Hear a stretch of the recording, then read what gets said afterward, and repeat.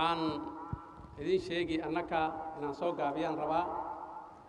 dawladdeeni 10 bilood bay dhisan tahay alxamdulillah waxaan aad ugu faraxsanahay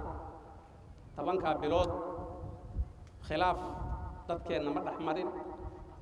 nabad baan ku noolayn wax isgafay ma lahayn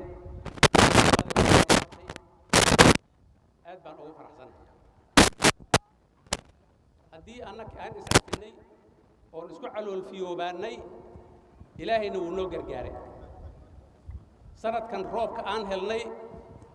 57 sano nama soo marin roobka asaga geeda iyo dhir aan moodayna inay tanaasuuleen oo ay jirin yaa sanadkan soo baxeen barwaaqo lagu jira marka walaalayaal caloolfiyoomidaas midnimadaas walaalnimada col la'aanta aan ku noolaano ilaahayna wuu noo gargaari ilaahayna aan u mahad celinno nicmada uu na siiyey midda kalo dawladdeena waad ogtihiin wax badan baa nalaga filanaya horta sanadkii dawladda lacagteeda hadduu dhammaanaya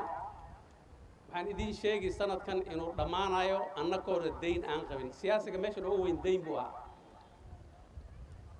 dayn ma qabno nin wax nagu leh ma jirto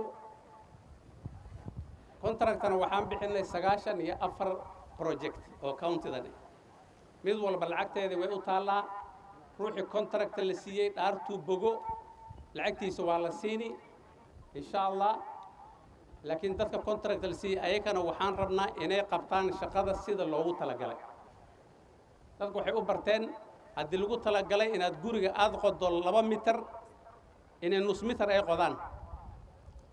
haddii aad sida loogu talagalay project aad u meel marin weyso wixii aad dhistay adiga dumini anaka waxba kuma siinayno project aan nooma jirayso dadka contract la siiyey project walba sida loogu talagalay u dhis midda kale aadna looga filanay waxa weey dhibaatadii taalay magaaladan biyaha magaaladan waan la gadgadoonay wabigi dhibaato badan buu keenay biyaheeda sida loo soo saaro oo nadaafad looga dhigo oo dadka loo gaarsiiyo way cuslaatay biyihii 80% wayna gaareen laakiin waxaan aragnay biyihii wabiga inaan meel ku gaarin hadda waxaan goosanay insha Allah wixii hadda ka dambo inaan ceelal qodno oo biyo nadaaf aan ka soo saarno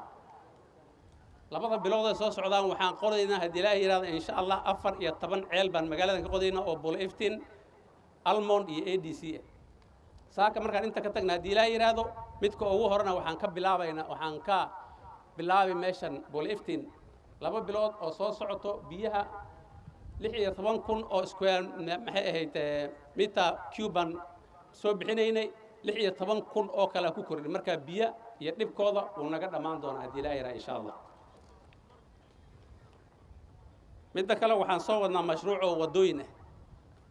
oo aad u weyn laakiin maanta inaan ku sii noqdo marbi markay bilowdaan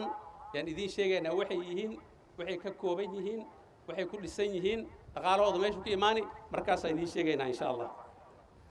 waxa kale meeshii xoolaha lagu qalay way dhowda inay diyaar noqoto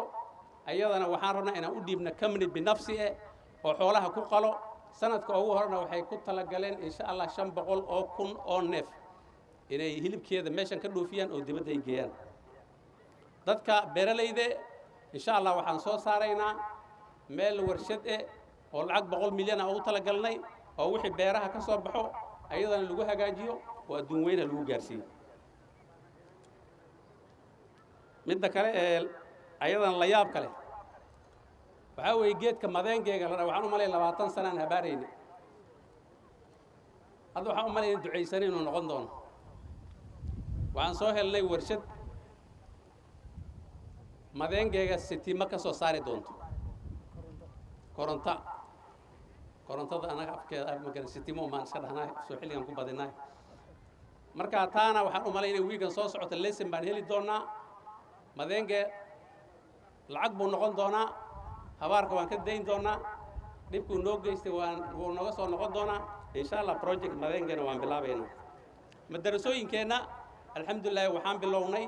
inaan dhaqaale countyda aan ka gelin ilaa 15 madarasana hadda dhaqaalaheedii badi waan bixinay waana ku talagelaynaa inaan sii kordhino madarasooyinka lacagta aan siinayno marka madarasooyinkeenna macallimiintooda waxaan ka qarama garayn doonaa insha Allah countyda marka walaalayaal barsooyin badan baan isku imaan doonaa dawladdeena way shaqaynaysaa waqti badan baa noo dhiman dawladda dhaqaalaheeda ciriiri badan buu ku jiraa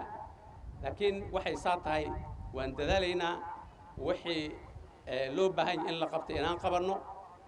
dhaqaalaheena inuu dadweynaha uu gaaro dadkeena shaqo in loo helo intan warshadeen la furay shaqo laga heli doonaa dhalinyarada meel baan u furayna ayagana wax lagu baro